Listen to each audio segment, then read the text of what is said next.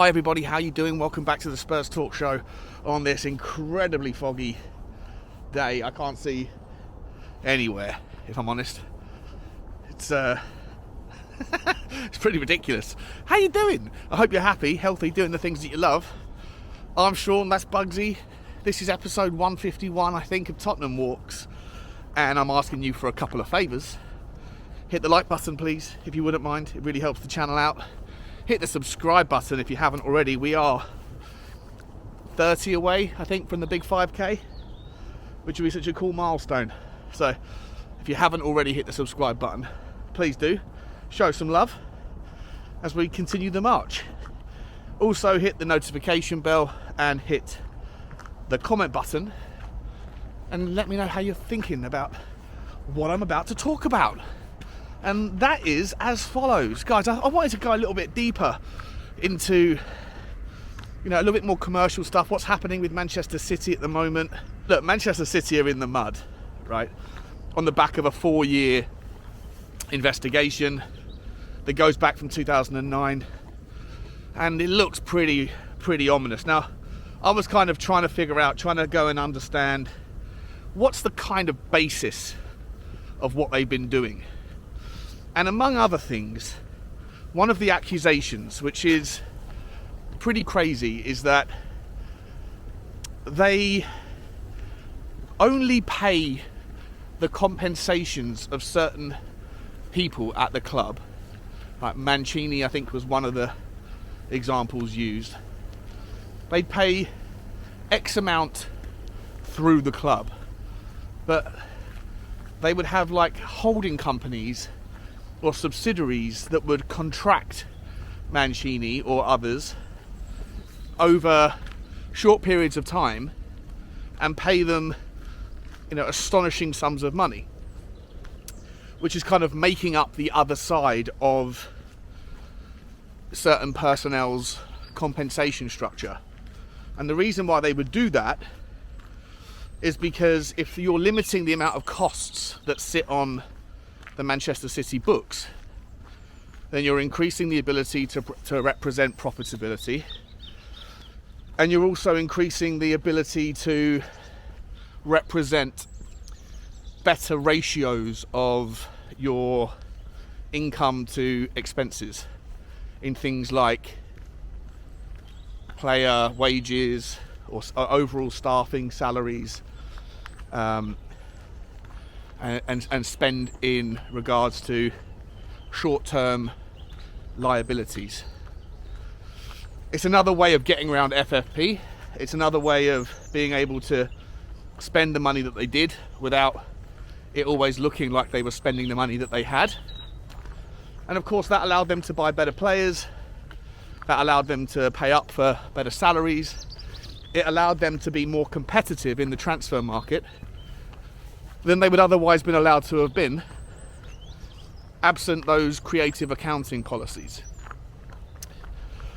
So they're doped, they're doping. If it's true, it's just alleged at the moment, but for a 4-year investigation, you've got to think that there's more substance to it than just hearsay, and that there's a fairly decent chance that Manchester City will be looked upon this time next year, or in a year or two's time, however long this is going to take to shake out, as a cheat. They cheated. And if that's the case, do you really think that they're the only club that's doing that? I was talking about this on Twitter. I'm not suggesting that all clubs are guilty to the same level. Certainly not. And I'm certainly sure that all clubs are up to some shenanigans.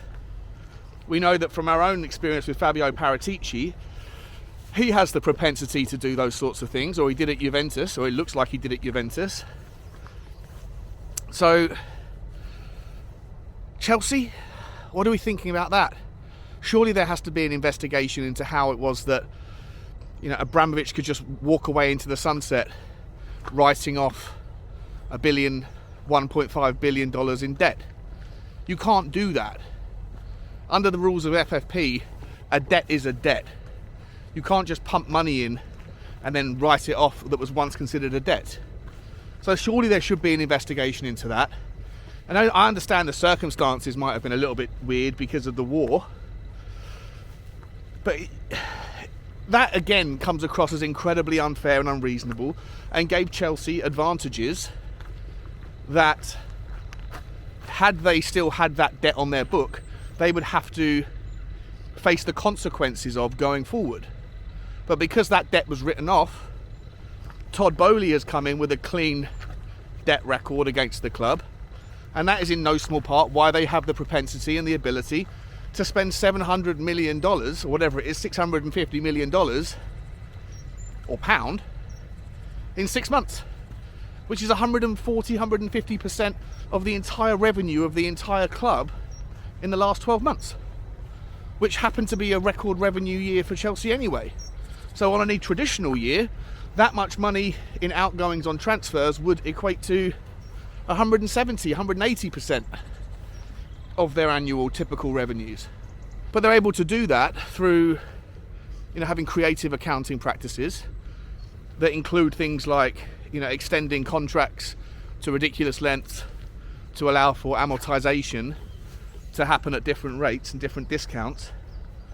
And all of those things are even now pushing the boundaries of whether it's reasonable. Is it, like there's a difference between tax evasion and tax avoidance, or tax avoidance, depending on the word you use. Like, one of them is breaking the law, the other one is kind of finding loopholes to get around the law. Obviously Chelsea right now are finding loopholes to get around the law, but they are only able to do all of that, in my opinion at least, because in no small part that debt was written off by Abramovich, which shouldn't have been allowed to have happened. And so I think it's not unreasonable to suggest that two clubs in the Premier League, at least two clubs in the Premier League, have been, cheating. Allegedly cheating. I don't know what other word to call it. Making the dice loaded. The game is rigged. The table has a lean. And when you look at how many trophies have been won since 2001, when Daniel Levy came in, I think there's been 67 trophies. Let me get my little note out here. 66 domestic trophies have been won since 2001. Manchester City and Chelsea have won 27 of the 66.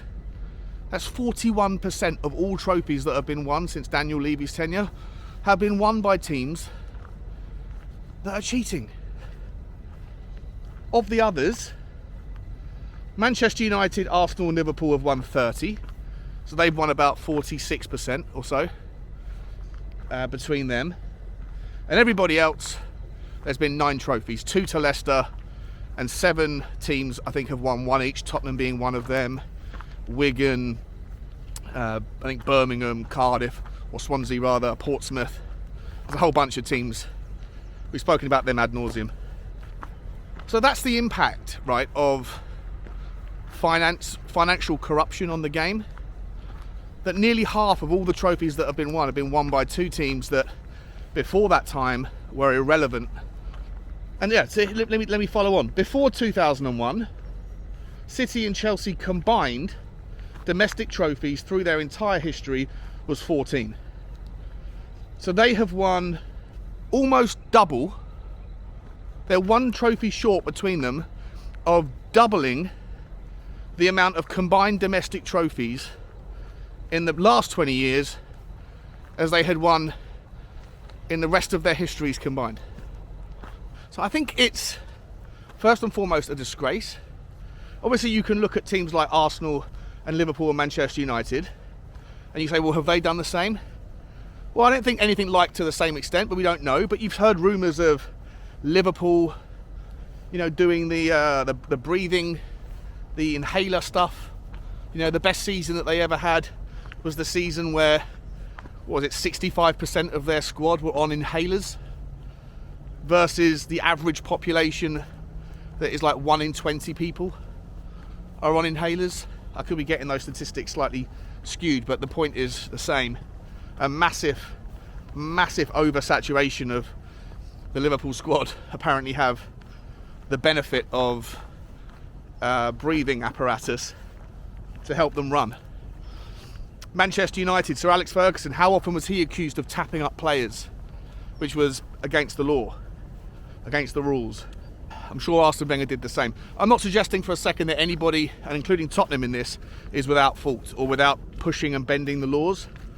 But my point is that I do think that when we have a club that has always been, under Daniel Levy's tenure, around sustainable organic growth and progress, with the ambition to win trophies, but thus far that is the main frustration that most Tottenham fans have who are ENIC out with our ownership.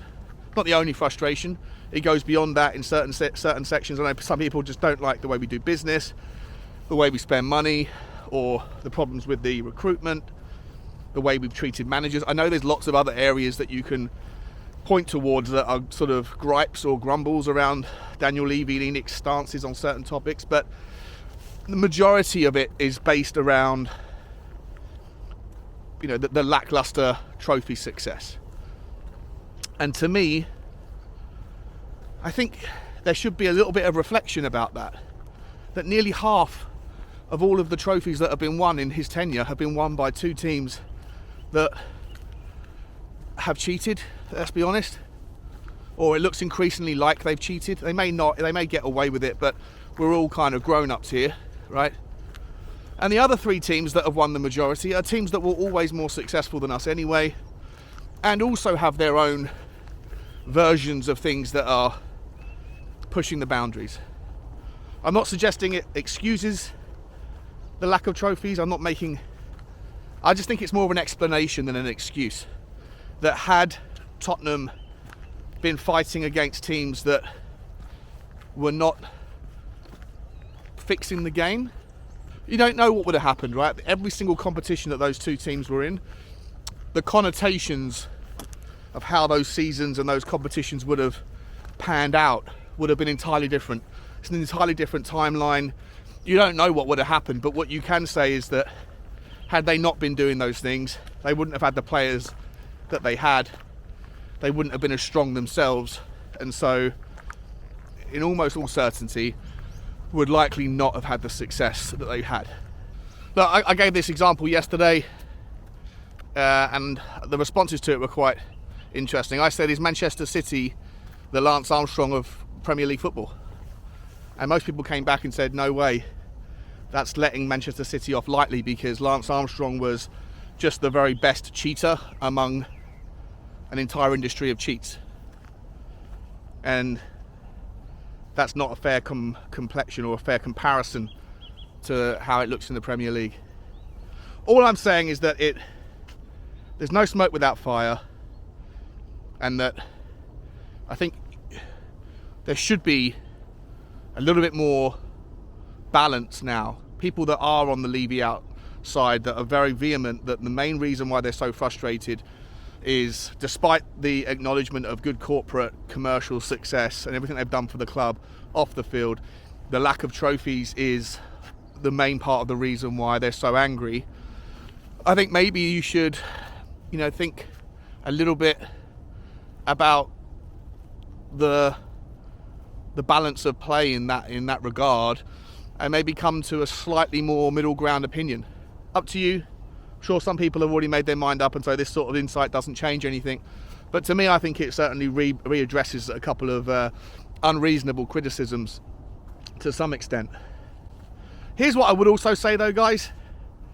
There was this news of a Tottenham Hotspur leaked deal. I think the Daily Maverick, a South African newspaper, leaked the information that Tottenham had all but signed a verbal agreement deal with the South African Tourism Board on a £14 million a year, near 900 million rand 3-season shirt sponsorship. Not to be in front of AIA, but just to replace Get Here on the side of the shirt. And it was leaked before it was signed. And I think South Africa have gone. The population of South Africa are up in arms about it, because it's a lot of money that they believe should be being spent on things that are more important, like, you know, the energy crisis, the cost of living crisis, which apparently is, you know, horrific over there. My brother's married to a South African lady, so you know, I asked them how bad things are over there, and I think things are pretty tough, very tough. And so there's a hell of a lot of discontent with the idea that they would spend that sort of money just to have, you know, your name on the side of a Tottenham shirt. And out of that has come, you know, some elements of slander and sleaze, and 3 high-profile members of the board have resigned. There's been accusations of fraud and under-table payments and all sorts of things, as yet unsubstantiated. The deal isn't off. The deal is still being discussed as we speak. There was a BBC News article about it out this morning. The deal still could go ahead, although there was also a leak that apparently Manchester United are trying to kind of gazump the deal or gazunder the deal, and trying to steal it at the last minute. But listen, I don't know if it's the right move. I know it's a lot of money, and as I said before, the one thing that became very clear to me out of that Tottenham Hotspur Supporters Trust answers that the board gave were that they have every intention of diversifying their revenue streams and generating as much money as they can to compete, which is a good thing. But right now, with all that's happening with Manchester City, with all that's happened with Paratici and Juventus, that still is unclear how that looks. If there's any sleaze attached to any of these deals, I don't know if they're good news. You know, I'm not trying to sit on the moral high ground and say that Tottenham should be beyond reproach, and that we should look down from our castle and saying, look at you, you horrible, immoral other football clubs. I'm not saying that, because I know that there's all that. There's always kind of, he who is without sin cast the first stone, that kind of thing. But to me, I just think that maybe if there is truth that there is some underhand practices that have happened with regards to that deal with South Africa, then it would probably be investigated at some point. It would be audited at some point. And I don't necessarily want Tottenham to get caught up in any of that stuff. So maybe this one is one to avoid. Don't know the details on it yet. I'm sure it will all come out in the wash, but let me know your thoughts, guys. How long have I been talking for? Far too long. Guys, I'm going to let you go. Let me know your thoughts. Like, share and subscribe. I'll see you tomorrow. Take care. As always, bye-bye.